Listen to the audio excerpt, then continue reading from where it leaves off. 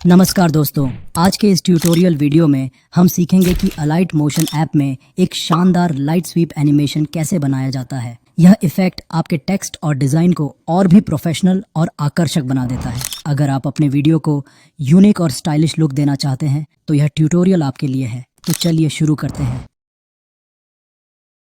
SVEEP light animation बनाने के लिए सबसे पहले अलाइट मोशन को ओपन कर लेना है। फिर नीचे दिख रहे प्लस आइकॉन पर टैप करना है। अब आपको टेक्स्ट टूल में जाना है और वहां से अपना टेक्स्ट ऐड कर लेना है। अब आपको अपने टेक्स्ट की साइज बढ़ा देनी है ताकि वह स्क्रीन पर अच्छे से दिखाई दे। इसके बाद टाइमलाइन में जाकर टेक्स्ट वाली लेयर की टाइमलाइन को भी इंक्रीज कर लेना है। अब आपको अपने टेक्स्ट वाली लेयर को डुप्लीकेट कर लेना है। फिर जो डुप्लीकेट हुई लेयर है उसे सिलेक्ट करना है। उसके बाद फिल कलर को नन कर देना है। अब बॉर्डर आकर स्ट्रोक को ऑन करना है और उसकी साइज इंक्रीज कर लेनी है। अब आपको शेप टूल में जाकर सर्कल को सिलेक्ट करना है। उसके बाद कलर ऑप्शन में जाकर सर्कल का कलर चेंज कर लेना है। अब सर्कल का साइज छोटा कर लीजिए। फिर उसकी टाइमलाइन इंक्रीज कर दीजिए। अब टाइमलाइन में 1 सेकंड आगे जाकर सर्कल को सिलेक्ट कीजिए और मूव एंड ट्रांसफॉर्म टूल में पहला की फ्रेम लगा दीजिए। फिर टाइमलाइन की स्टार्ट पर जाकर सर्कल को ऊपर की तरफ मूव कर दीजिए। इसके बाद टाइमलाइन के बीच में आकर इस वाला ग्राफ सिलेक्ट कर लेना है ताकि एनिमेशन स्मूथ दिखे।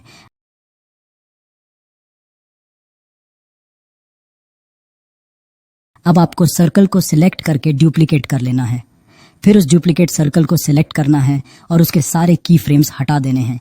इसके बाद टाइमलाइन में 1 सेकंड पर जाकर स्प्लिट कर लेना है। अब आपको प्लस आइकन पर टैप करना है। फिर वहां से वेक्टर टूल में जाना है। वेक्टर टूल पर टैप करते ही पहला पॉइंट्स बना जाएगा।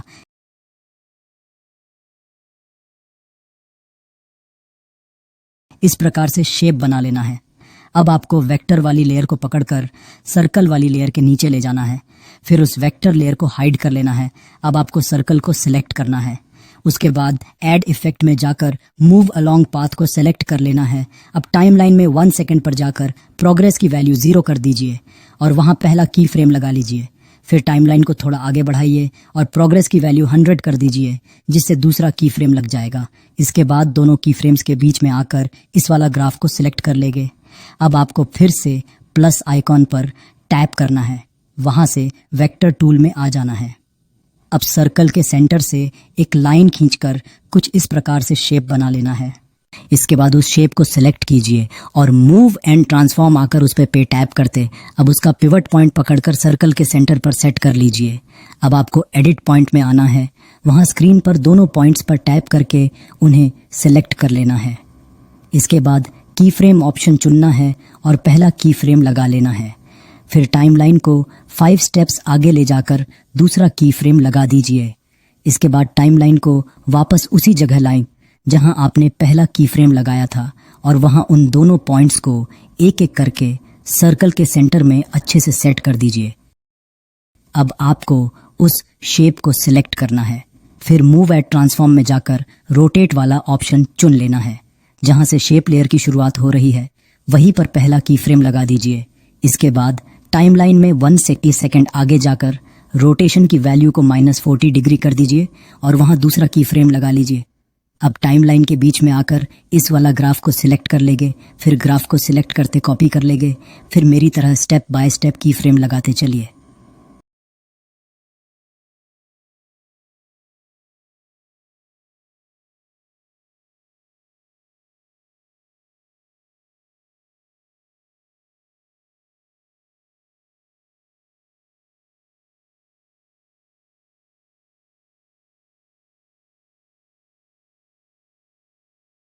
अब जहां पर आपका रोटेट एनिमेशन खत्म हो रहा है वहीं पर आकर आपको एडिट पॉइंट में जाना है।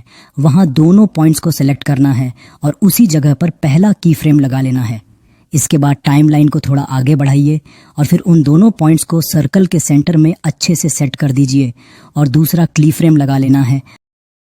अब आपको उसी लेयर को सिलेक्ट करना है और जहां एनिमेशन खत्म हो रहा है वहां पर जाकर इस लेयर को स्प्लिट कर लेना है। अब आपको अपनी टेक्स्ट लेयर को सिलेक्ट करना है। फिर ओपेसिटी ऑप्शन में जाकर उसकी वैल्यू को 50 पर सेट कर लेना है। अब आपको अपनी टेक्स्ट वाली हिडन लेयर को फिर से अनहाइड कर लेना है।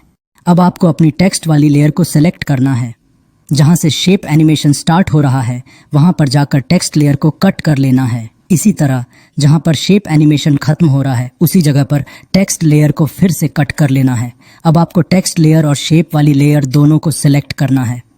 फिर ऊपर जो दूसरा आइकन दिख रहा है उस पर टैप करना है और ग्रुप एंड मास्क कर लेना है। अब आपको अपनी शेप लेयर को सिलेक्ट करना है। फिर कलर ऑप्शन में जाना है और वहां से ग्रेडियंट चुन लेना है। ग्रेडियंट आकर कुछ इस प्रकार से कलर सेट कर लेंगे।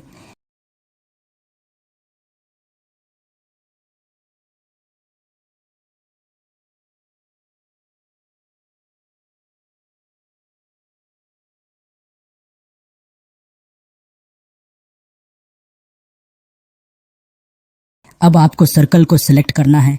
फिर ओपेसिटी ऑप्शन में आ जाइए। जहां से आपका लाइट एनिमेशन स्टार्ट हो रहा है वहीं पर ओपेसिटी को 100 कर दीजिए और पहला की फ्रेम लगा दीजिए। उसके बाद टाइमलाइन को थोड़ा आगे ले जाइए और दूसरा और तीसरा की फ्रेम लगा दीजिए। फिर बीच में आकर ओपेसिटी को 0 कर दीजिए। इसी तरह टाइमलाइन में जहां जहां लाइट इफेक्ट चल रहा है वहां वहां पर हर एक सेकंड की दूरी पर की फ्रेम्स लगाते जाइए, कुछ इस प्रकार से।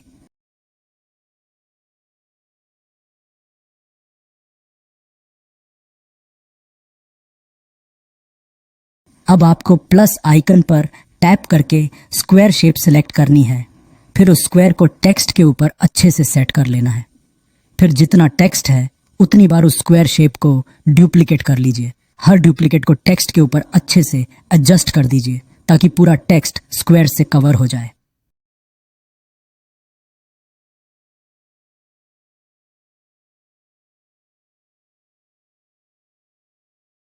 अब जब आपके रेक्टेंगल्स टेक्स्ट पर अच्छे से सेट हो जाने के बाद रेक्टेंगल को सिलेक्ट करके टाइमलाइन में 2 सेकंड्स आगे जाकर स्प्लिट कर लीजिए। उसके बाद सभी रेक्टेंगल लेयर्स को 2-2 सेकंड्स आगे शिफ्ट कर दीजिए ताकि वो स्टेप बाय स्टेप दिखाई दे। जब सारे रेक्टेंगल सही जगह पर सेट हो जाने के बाद सभी रेक्टेंगल लेयर्स को सिलेक्ट करके उनका डुप्लीकेट बना लीजिए। अब डुप्लीकेट हुई लेयर्स को भी टाइमलाइन में 2-2 सेकंड्स आगे शिफ्ट कर दीजिए, कुछ इस प्रकार से। अब सभी लेयर्स को सिलेक्ट करना है। फिर ऊपर दिए गए ग्रुप ऑप्शन पर टैप करके उन्हें ग्रुप कर लेना है। अब टेक्स्ट लेयर को सिलेक्ट करके उसका डुप्लीकेट बना लेना है। फिर उस डुप्लीकेट टेक्स्ट लेयर को दोनों साइड से स्प्लिट कर दीजिए। इसके बाद बॉर्डर ऑप्शन में जाकर स्ट्रोक को ऑफ कर दीजिए। अब फिल कलर को ऑन कर लीजिए और कलर सेट कर दीजिए। फिर ओपेसिटी ऑप्शन में जाकर वैल्यू को 100 पर सेट कर दीजिए। अब रेक्टेंगल ग्रुप लेयर और टेक्स्ट वाली लेयर दोनों को सेलेक्ट करना है। फिर ऊपर दिए गए तीसरे ऑप्शन मास्क और उसके पर टैप करना है। इस तरह रेक्टेंगल ग्रुप और टेक्स्ट आपस में मास्क हो जाएंगे और लाइट स्वीप एनिमेशन टेक्स्ट के अंदर परफेक्ट तरीके से अप्लाई हो जाएगा। अब उसी मास्क्ड लेयर को सिलेक्ट करना है। फिर ऐड इफेक्ट में जाकर गॉसियन ब्लर चुन लेना है। उसके बाद ब्लर का साइज इंक्रीज कर दीजिए ताकि लाइट स्वीप इफेक्ट और भी स्मूथ और नेचुरल दिखाई दे। फिर से उसी मास्क्ड लेयर को सिलेक्ट करना है। फिर ओपेसिटी ऑप्शन में जाकर शुरुआत में थोड़ा आगे बढ़कर पहला की फ्रेम लगा लीजिए। इसके बाद टाइमलाइन के लास्ट में जाकर ओपेसिटी को 0 कर दीजिए और वहां दूसरा की फ्रेम लगा लीजिए। इस तरह आपका लाइट स्वीप एनिमेशन धीरे धीरे फेड आउट हो जाएगा और टेक्स्ट पर स्मूथ एंडिंग इफेक्ट देगा।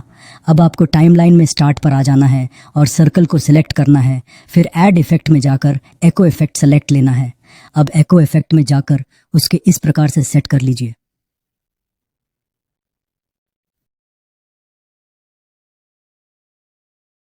तो आप फाइनल एनिमेशन देख सकते हैं। आज की वीडियो इतना ही, मिलते हैं नेक्स्ट वीडियो, तब तक लिए बाय।